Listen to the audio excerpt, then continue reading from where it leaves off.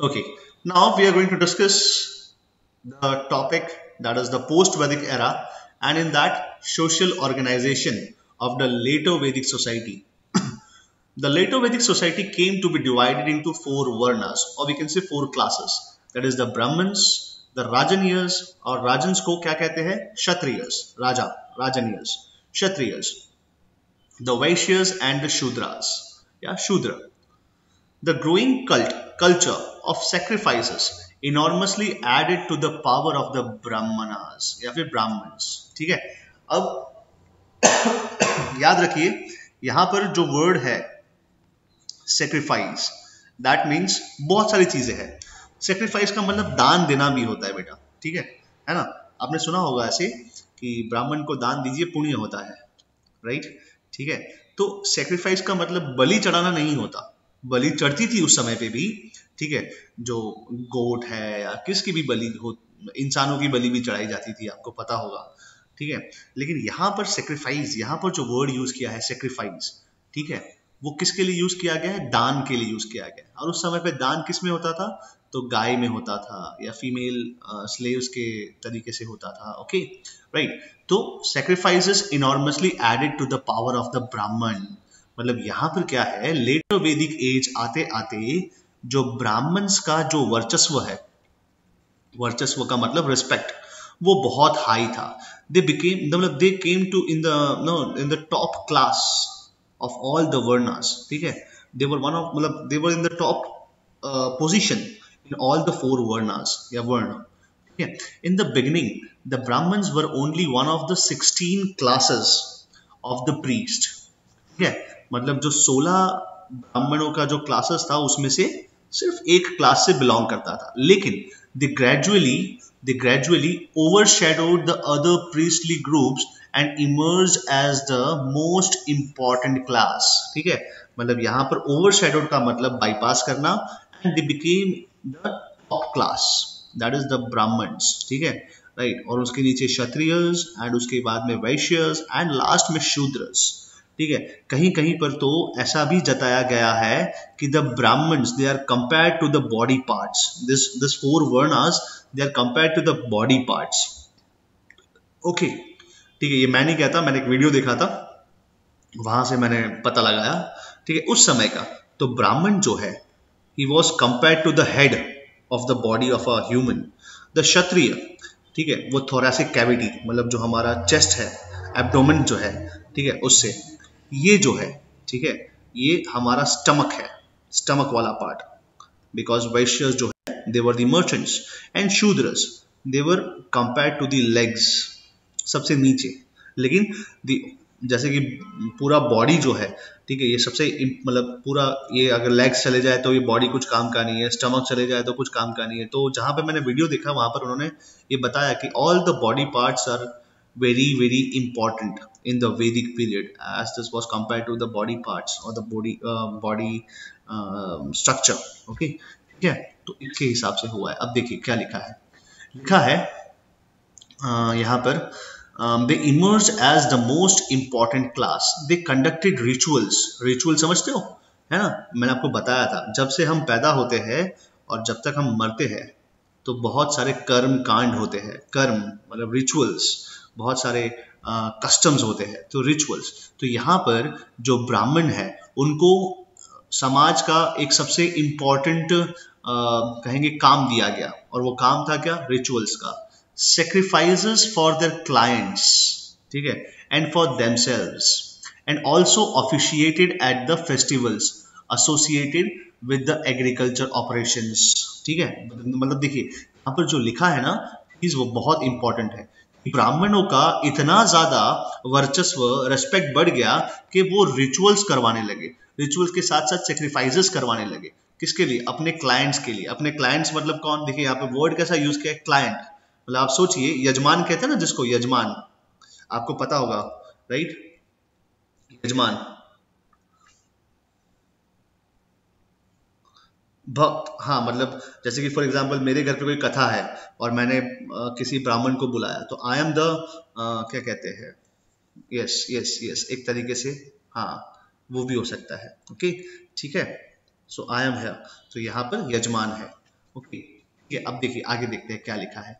लिखा है they also ऑफिशिएटेड, ऑफिशिएटेड मतलब दे हेल्ड अ हाई पोस्ट या हाई, उनको मतलब दे आर द वीवीआईपीज। ये कौन है? they were acting as a VVIPs, okay. Officiated का मतलब यही, they acted as a VVIPs in the festivals associated with agricultural operations. They prayed for the success of their patron in the war. मतलब सोचिए कि जब कोई राजा जब लड़ाई करने जाता होगा, वॉर में जाता होगा, ठीक है, तो क्या राजा बुलाता था ब्राह्मण को, किसी प्रीस्ट को बुलाता था और बोलिए कि भगवान से प्रार्थना कीजिए मेरे जीत के लिए, ना, फॉर माई सक्सेस, ठीक है, right, for the success of their patron in the war, and in return the king pledged not to do any harm to them. Sometimes the Brahmins came into conflict with the Rajans or Kshatriyas who represented the order of the warrior nobles for the positions of the supremacy. ठीक है, मतलब यहाँ पर कहीं ना कहीं conflict होता था, conflict between the Kshatriyas and the Brahmins, ठीक है, जस्ट फॉर सुप्रीमेसी. ठीक है, जैसे कि फॉर एग्जाम्पल आपने वो पिक्चर देखा है बेटा, बाजीराव मस्तानी? देखा है, देखा है बेटा, बाजीराव मस्तानी देखा है ना? Yes yes. उसमें जो रणवीर सिंह है, नहीं देखा, जिसने नहीं देखा उसके लिए माफी चाहता हूँ. तुम्हारा फ्यूचर जो है थोड़ा बहुत मुझे धुंधला दिख रहा है, क्योंकि आपको देखना चाहिए ऐसे फिल्म्स. ये बाजीराव मस्तानी है, हाँ बाजीराव मस्तानी था. तो बाजीराव मस्तानी में आपने देखा होगा बेटा कि जहां पर पता है वो जीत कर आता है. हाँ बहुत दिन हो गए, बहुत दिन हो गए. कोई नहीं, मैं आपको याद दिलाता हूँ नाम है, ठीक है. सर को पिक्चर बहुत याद रहते हैं, हिस्टोरिकल पिक्चर्स, ठीक है, हिस्टोरिकल फिल्म्स सर की फेवरेट है, right, from Mughal-e-Azam to Bajirao Mastani and the Panipat and all, ठीक है. तो वहां पर देखिए क्या होता है कि जब जीत कर आता है पेशवा, जो रणवीर सिंह है वो जीत कर आता है, तो उसकी मम्मी जो है ना 40 ब्राह्मणों का भोज रखती है, पता है, ब्राह्मणों का भोज रखती है, याद है. और बारिश का मौसम होता है तो ब्राह्मण आते सारे खाना खाने के लिए उसके घर पे, ठीक है. और रणवीर सिंह नहीं आता, बोले जाने दीजिए इन ब्राह्मणों को, ठीक है. तो ब्राह्मण गुस्सा होकर निकल जाते हैं. ब्राह्मण तो क्या बोलते हैं पता है? यस, कसरी माँ भी इस तरह का वॉर होता है. Okay.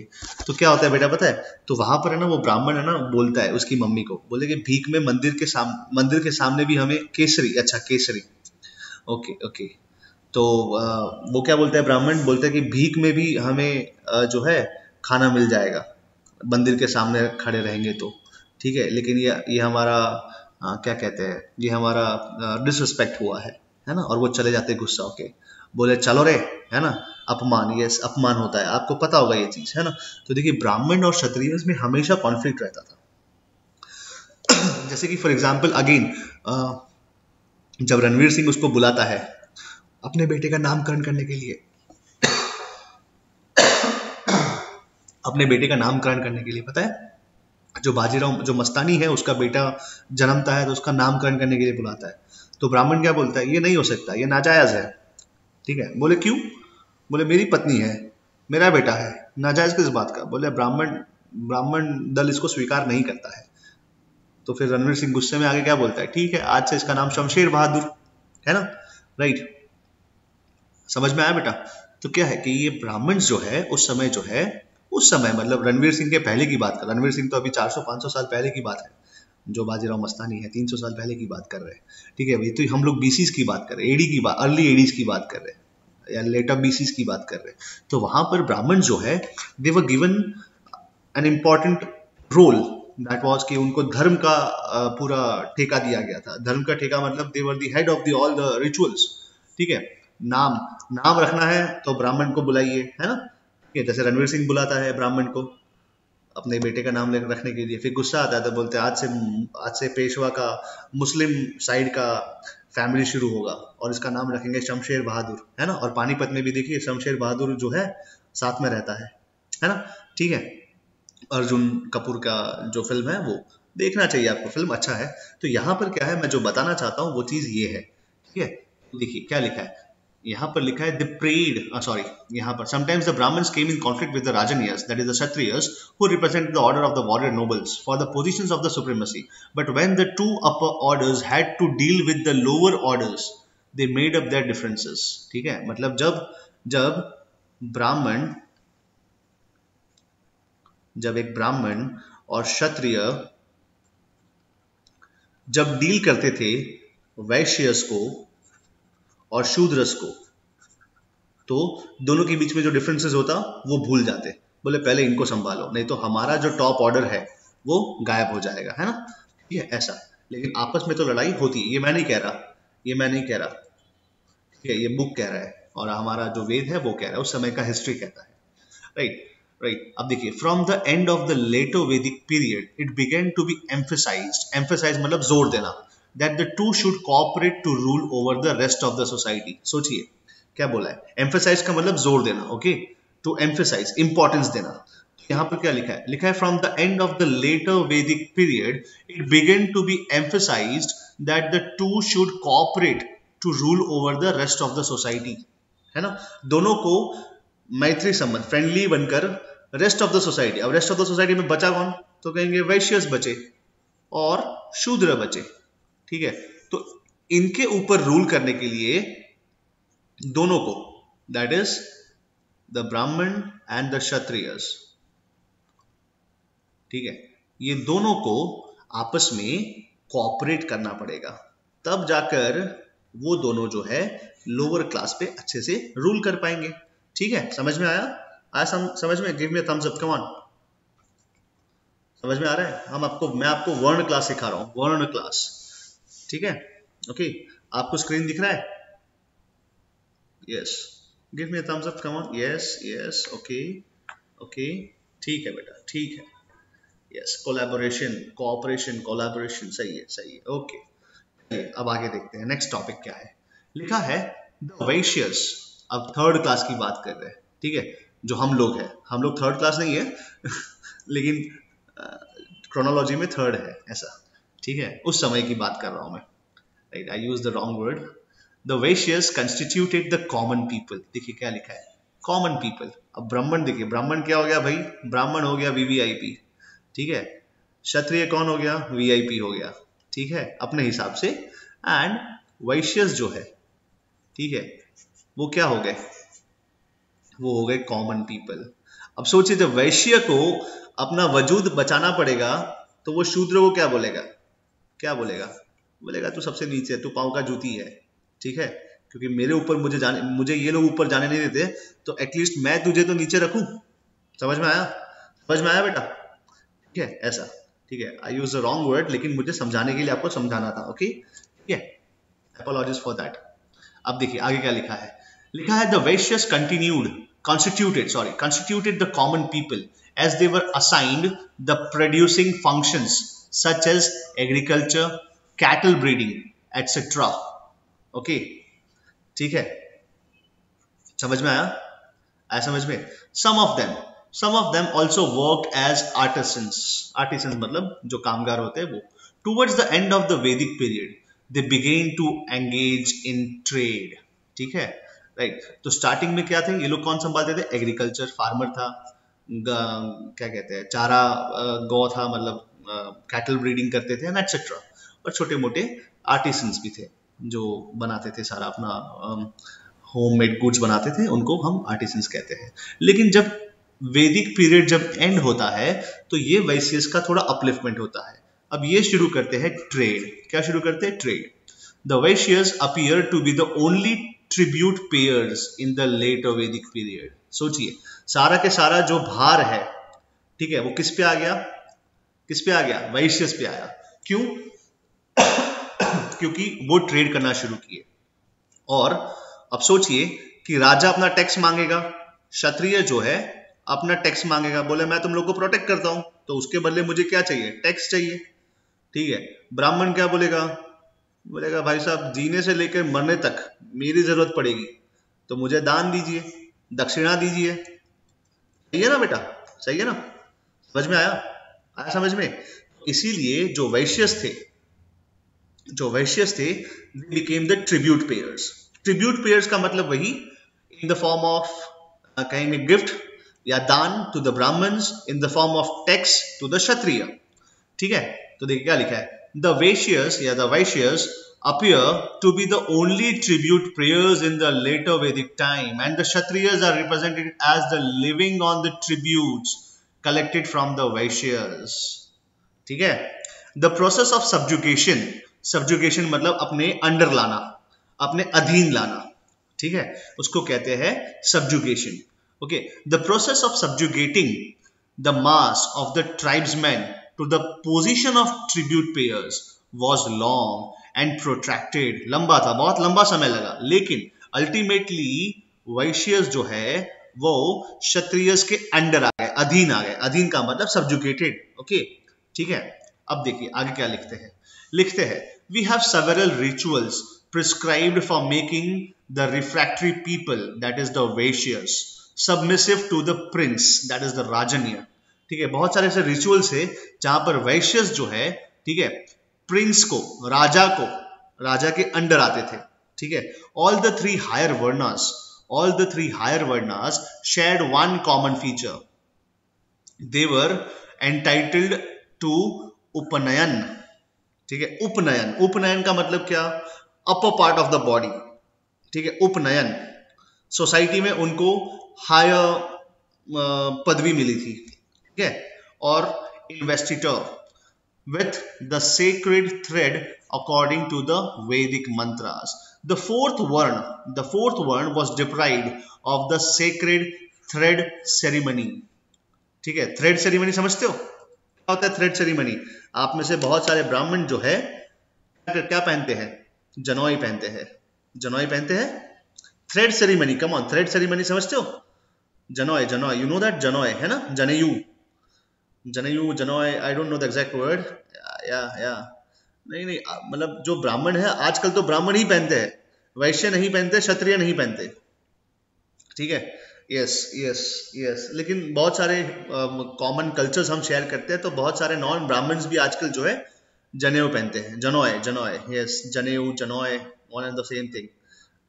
I don't know the exact word, लेकिन वो व्हाइट वाला जो धागा है जो ब्राह्मण पहनाता है, और उस समय पे, जैसे फॉर एग्जाम्पल कि आपके घर में कोई ब्राह्मण होंगे, फॉर एग्जाम्पल आप सब ब्राह्मण ही होंगे, तभी तो आपके घर में ब्राह्मण होंगे, लेकिन वो ब्राह्मण में जब जनोई का जो पहनाने का जब आता है, तो it is celebrated as festival, है ना। ठीक है, ओके, तो इस तरीके से होता है बेटा। ओके, देखिए यहाँ पर क्या लिखा है, बोला है कि शूद्र को ये थ्रेड सेरेमनी, ठीक है, द फोर्थ वर्ण was deprived of the sacred thread ceremony. Sacred मतलब क्या, होली, है ना, होली, तो होली थ्रेड सेरेमनी, जनेऊ ceremony, and with this began the imposition of disabilities of the shudras। और यहां से शूद्र को हटाया गया। बोला कि जो जनेऊ पहनने का हक है वो ब्राह्मण को तो है ही, ब्राह्मण जनेऊ तो पहनेगा, साथ में एक चोटी रखेगा। ठीक है, क्षत्रिय देखते हो रणवीर सिंह को, पेशवा में चोटी रखता भी है ना, चोटी रखता है ना। ठीक है, तो क्षत्रिय भी है, ब्राह्मण भी है, वैश्य को कुछ हद तक ये हक मिला, लेकिन शूद्रस को ये हक नहीं मिला। ठीक है, जनेऊ पहनने का हक नहीं मिला। अब देखिए आगे देखते हैं, आगे क्या लिखा है, आगे लिखा है the prince who represented the Rajanya, the Kshatriya order, tried to assert his power over the all three other varnas. ठीक है, और इसीलिए यहां पर एक बुक का नाम है अत्रेय ब्राह्मण। ठीक है, एक बुक है तैत्रेय, अत्रेय। ठीक है, ये सब बुक्स है, आपके टेक्स्ट बुक में लिखा हुआ है, इनका थोड़ा बहुत इंट्रोडक्शन दिया है, अत्रेय ब्राह्मण, तैत्रेय ब्राह्मण। तो देखिए यहाँ पर क्या है कि ब्राह्मण ने बुक लिखना शुरू किया और उसका नाम दिया अत्रेय ब्राह्मण। According to the Aitareya Brahmana, in relation to the prince, the Brahmin is described as a seeker of his livelihood. देखो क्या लिखा है, ब्राह्मण को दक्षिणा देंगे। सॉरी, क्या हुआ बेटा? What is the meaning of Atreya? Atreya का मतलब the first one, Atreya. Kavya Patel कौन है बेटा? ये काव्या पटेल, क्या नाम है बेटा काव्या पटेल का? सर काव्या ही नाम है मेरा। अच्छा, काव्या ही नाम है आपका। कौन से ब्रांच से हो बेटा, कौन से एरिया से हो? तुमको पहली बार देखा सर परिष्कार से है काव्या पटेल। ओके, रहते कहाँ? सर जसोदा नगर। ओके बेटा, तो यहाँ पर क्या लिखा है, ऐत्रेय ब्राह्मण। देखिए आप में से कोई ब्राह्मण होगा तो प्लीज डोंट गेट क्या कहते हैं ऑफेंडेड, ओके। ठीक है, मैं तो वही पढ़ रहा हूँ जो बुक में लिखा है, राइट। जो भी ये वीडियो देख रहे हैं उनके लिए भी है, एक डिस्क्लेमर है, ठीक है, लेकिन हमें हिस्ट्री तो पढ़ना ही है। तो क्या लिखा है, according to the Aitareya Brahmana in relation to the prince, the Brahmin is described as a seeker of livelihood, ठीक है, and as an acceptor of gifts, right. ठीक है, ब्राह्मण को क्या बोला है, आप देखेंगे ब्राह्मण, जो भी ब्राह्मण है, ठीक है, ब्राह्मण का एक सोर्स ऑफ इनकम क्या है, वही जो पूजा पाठ करते हैं वो लोग, ठीक है, वही होता है, रिचुअल्स में जाते हैं, ठीक है, वही। तो देखिए, Sikar of livelihood and acceptor of gifts, यहाँ पे गिफ्ट्स का मतलब वही दान, मैंने कहा ना पहले लेक्चर के पहले कि ब्राह्मण को दान दीजिए, दक्षिणा दीजिए, पुण्य मिलता है। तो बस ये पुण्य क्यों मिलता है, क्योंकि ब्राह्मण ने बोला है पुण्य मिलता है, ब्राह्मण खुद ही कहता है कि ब्राह्मण को दान दीजिए पुण्य मिलेगा। तो ये उस समय का वैदिक लिटरेचर है जो आज भी फॉलो होता है कुछ हद तक। And removable eight will, a Vaishya is called tribute paying. Tribute paying मतलब क्या, भाई पैसा दीजिए, है ना, हम सब पैसा देते हैं ना, राइट। तो वैश्य है, हम सब क्या है, वैश्य है, कॉमन पीपल है, right. A Vaishya is called as tribute paying meant for being beaten. अच्छा, बीटन के लिए नहीं है, Partha Patel,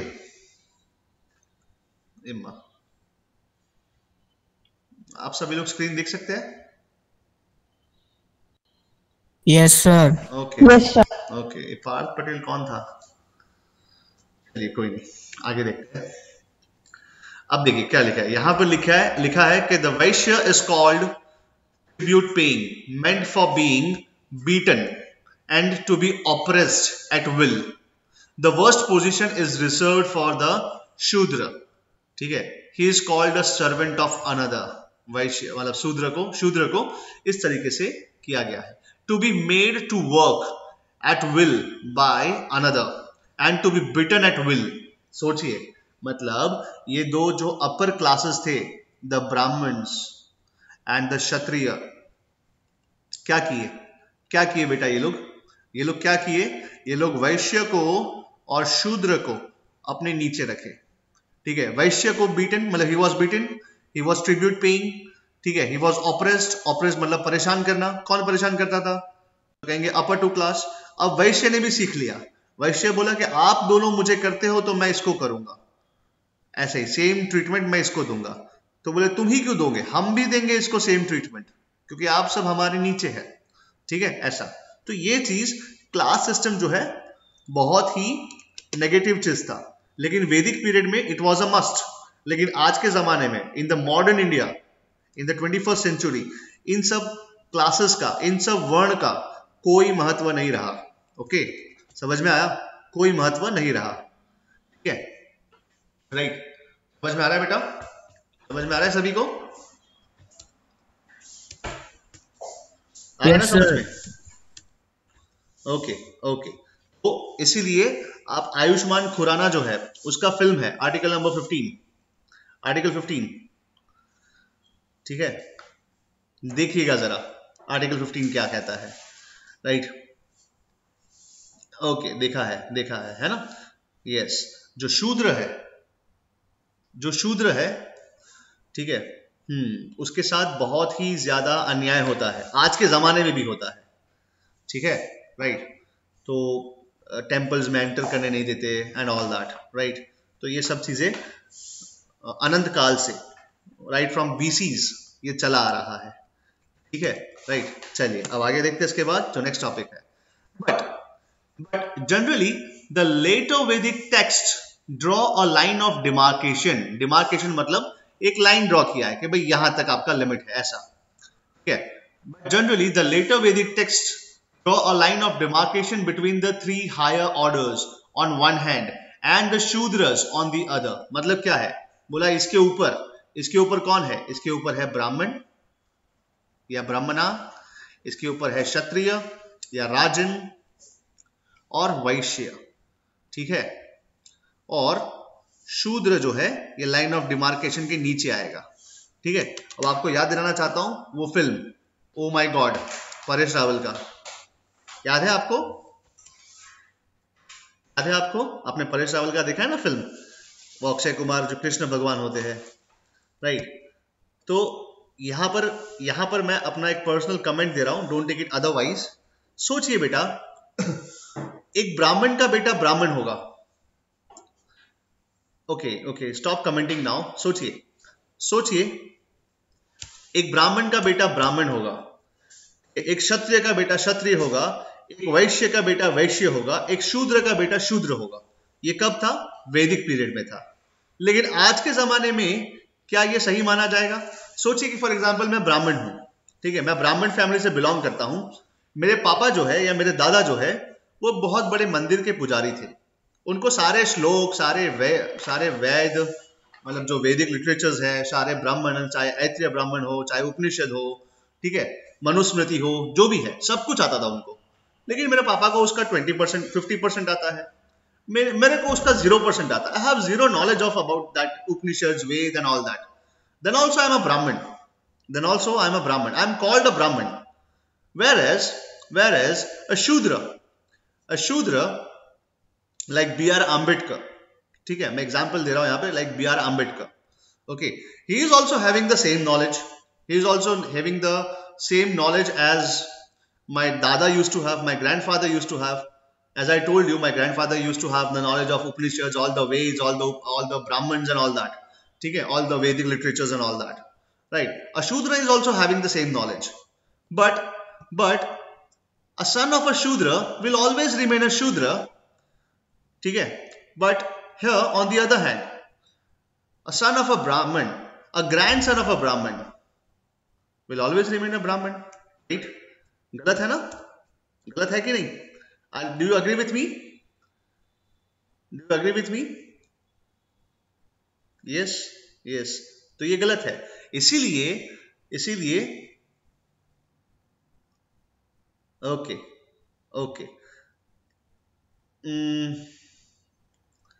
no, we can not change क्योंकि अब आपको अपना मेंटालिटी चेंज करना पड़ेगा। ओके, आपको अपना मेंटालिटी चेंज करना पड़ेगा। जैसे for example Amitabh Bachchan is the best actor, जरूरी थोड़ी Abhishek Bachchan will also have inherit the क्या कहते हैं, the positive things of Amitabh Bachchan, नहीं ना। तो एक्टर का बेटा एक्टर, डॉक्टर का बेटा डॉक्टर, जरूरी थोड़ी है भाई, नहीं। तो वैसे ही ब्राह्मण का बेटा ब्राह्मण नहीं, शूद्र का बेटा शूद्र, नो वे। यस, लक्ष्य, गुड, सुपर 30। हाँ, हम ऐसी छलांग मारेंगे कि सब लोग देखते रह जाएंगे, है ना। हिज फेमस डायलॉग सुपर 30 का। यस बेटा, यस। तो ये चीज कब होगा, ये चीज हम कब सीखेंगे, जब हम अपना जो है नेगेटिव चीज छोड़कर पॉजिटिव चीज को अपनाएंगे। और सुपर 30 है, आर्टिकल 15 है, राइट। यहां पर जो सिनेमा है वो हमेशा रिफ्लेक्ट करता है सोसाइटी को। ओके, ठीक है। आई don't know about the other religion, despite being a Muslim, I don't have the knowledge of my scriptures, my religious texts. I don't know, sorry for that. Okay, but I don't want to learn that. Okay, ठीक है, right. तो this is the democratic India. यहाँ पर हमारा constitution जो है हमें ये सब फायदे देता है, राइट। चलिए अब आगे देखते हैं, उसके बाद नेक्स्ट टॉपिक देखते हैं क्या लिखा है। अब देखिए, there were nevertheless several public rituals connected with the coronation of the king. Coronation का मतलब क्या है पता है? यहाँ पे राज्य अभिषेक। यहां पर अगर मैं हिंदी में लिखूं तो राज्य अभिषेक is known as coronation. Okay, ठीक है। There were nevertheless several public rituals connected with the coronation of the king in which the Shudras participated. No, they were not allowed to participate. Okay, right. Presumably as the members of the original tribe. Certain sections of the artisans such as the Rathkar मतलब कौन? वही chariot maker enjoyed a high status and were entitled to the sacred thread ceremony. ठीक है, मतलब यहां पर क्या है कि जो चैरियट मेकर है, राइट, संजय मतलब कौन? वही जो धृतराष्ट्र का आंखें बनकर आया था, है ना, और महाभारत दिखा रहा था। तो उसको अपर क्लास उसको बोला कि आप जनोई पहन सकते हैं। क्यों? क्योंकि आप चैरियट मेकर है, ठीक है, राइट, ऐसा इस तरीके से। तो ये तो नहीं होना चाहिए था। और कर्ण, जब मैं महाभारत देखता हूं तो कर्ण के साथ बहुत अन्याय होता है, मुझे पर्सनली फील होता है, ठीक है, राइट। एंड आफ्टर दैट देखिए क्या लिखा है, therefore even in the later Vedic times varna distinctions had not advanced very far. Okay, ठीक है। अब आगे आते हैं नेक्स्ट, इन द फैमिली। अब फैमिली के ऊपर देखते हैं। In the family, we notice the increasing power of the father, who could even disinherit his son. ठीक है, मतलब जायदाद से बेदखल करने का पावर जो है वो फादर के पास था। इन द प्रिंसली फैमिलीज, मतलब जो रूलिंग क्लास था, the right of primogeniture was getting stronger. Primogeniture का मतलब वही कि भाई राजा का बेटा राजा, सारी के सारी जो कहेंगे कि जो राजपाट है वो अपने बेटे को देंगे, ऐसा, ठीक है। अब देखिए आगे क्या लिखा है male ancestors came to be worshipped, women were generally given a lower position, ठीक है। ऑल्दो सम विमेन थियोलॉजियंस, मतलब जो थियोरी की बात कर रहे थे उस समय पे, took part in the philosophic discussions and some queens participate in the coronation rituals. Ordinarily, women were thought to be inferior and subordinate to men. सोचिए ये सोच कहां पर है, ये सोच है लेटर वैदिक पीरियड में, और मैं तो कहूंगा ये सोच आज भी है in the present day. In this present day women are thought to be inferior and subordinate to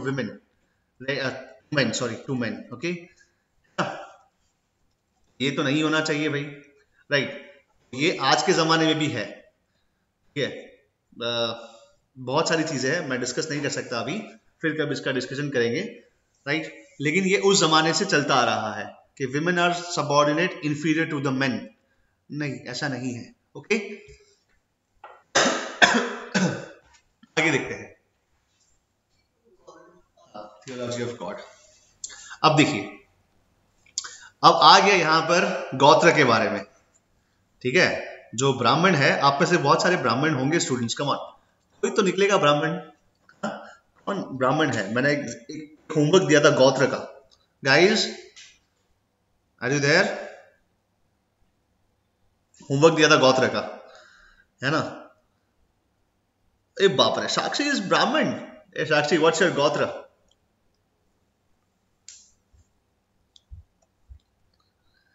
okay okay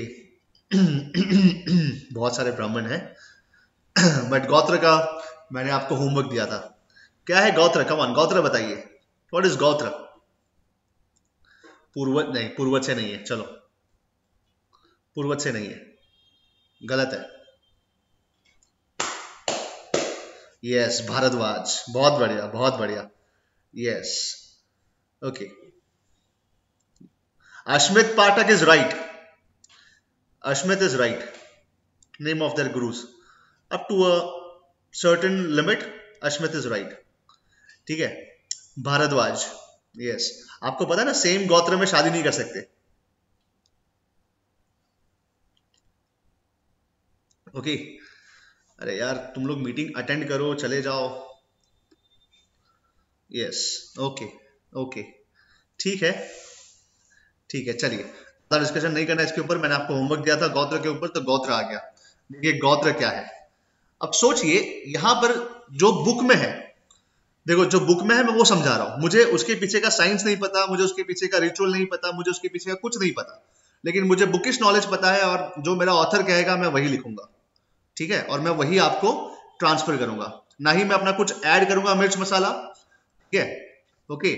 ना ही मैं आपके ऊपर निर्भर हूं, बिकॉज मेरा भी अपना खुद का इंटेलेक्ट है, right. Yes, they were the rishis, बहुत बढ़िया ऋषिका, बहुत बढ़िया, यस। अब सोचिए एक जमाने में, ठीक है, मैं ये थियरी दे रहा हूं, थियरी मैंने बुक ये बेसिस पे मैंने बहुत सर्च किया, और मैं जो समझा हूं वो समझा रहा हूं, मैं गलत भी हो सकता हूं, ठीक है, लेकिन समझिए। पहले हम ट्राइब में रहते थे। अब ट्राइब्स में रहते थे तो हम क्या करते थे पता है? हमारा जो मेन कहेंगे कि जो प्रॉपर्टी था वो मैं आपको बता चुका हूं, क्या था? काउ, कैटल, ठीक है, ध्यान दीजिएगा बेटा, ध्यान दीजिएगा, सब लोग ध्यान दीजिएगा, ठीक है। Give me a thumbs up, are you aware, are you there, give me a thumbs up, yes yes, समझिएगा, ठीक है, समझिएगा। और यही चीज बुक में लिखी है, ओके, ठीक है, ओके ओके। देखिए, पहले हम ट्राइब्स में रहते थे। ट्राइब्स का जो मेन प्रॉपर्टी था वो क्या था, काउ, ठीक है, कैटल। अब यहां पर काउ पेन, क्या होता है काउ पेन? काउ पेन का मतलब है गौशाला, एक तरीके से गौशाला कह सकते हैं। क्या कह सकते हैं? गौशाला। गौशाला तो नहीं कहेंगे, लेकिन काउ पेन का मतलब है एक शेड बना के, है ना। काउ पेन का मतलब यही है ना, एक शेड बना के वहां पर जहां पर हम गाय को रखते हैं, उसकी देखरेख करते हैं, ठीक है, उसको हम काउ पेन कहते हैं। Cow pen, PEN pen, okay, this is cow pen, okay. तो गौशाला नहीं कहूंगा मैं, गौशाला तो जहां पर जो अनाथ गाय होती है उसको, उसकी देखरेख करते हैं, उसको गौशाला कहते हैं। लेकिन एक शेड जहां पर नो एक बड़ा सा खेत है, वहां पे छपरा डाला या शेड डाला और वहां पर बहुत सारी गाय को रखते हैं, और वो गाय का जो भी जो अपने प्रॉपर्टी है, जो उसको हम संभालते हैं, उसको हम काउ पेन कहते हैं। तो ट्राइब क्या करता था, ये ट्राइब पीपल क्या करते थे, जहां पर जो ऋषि मुनि रहते थे, जो ऋषि रहते थे, ठीक है, वो ऋषियों को कहते थे कि आप लोग जो है ये हमारे प्रॉपर्टी का ध्यान रखिए, ठीक है। और धीरे धीरे, सपोज कि वो ऋषि का नाम भारद्वाज था, एग्जाम्पल भारद्वाज, ठीक है, तो ये सारे ट्राइब अपने आप को उस ऋषि के फॉलोअर मानने लगे और वो हो गए भारद्वाज। अब कोई दूसरा ऋषि था फॉर एग्जाम्पल, ठीक है, तो उसके ट्राइब जो यही सेम चीजें गाय का जो देखरेख है, तो उसके अंडर आ गए, तो उनका नाम उस ऋषि के नाम से रखा गया, ठीक है। बस यही समझाना चाहता था आपको, और इसी के ऊपर से गोत्र आया। और सेम गोत्र के दो लोग शादी नहीं कर सकते। क्यों नहीं कर सकते? ठीक है, क्योंकि वो कहीं ना कहीं सेम एंसेस्टर्स से बिलोंग करते हैं, सेम ट्राइब से बिलोंग करते हैं कहीं ना कहीं, ठीक है। समझ में आया बेटा? समझ में आया? Give me a thumbs up. समझ में आया? आप लोग सेम गोत्र में शादी नहीं कर सकते। Yes, considered as brother sister, ठीक है, राइट। और कहीं ना कहीं, यस,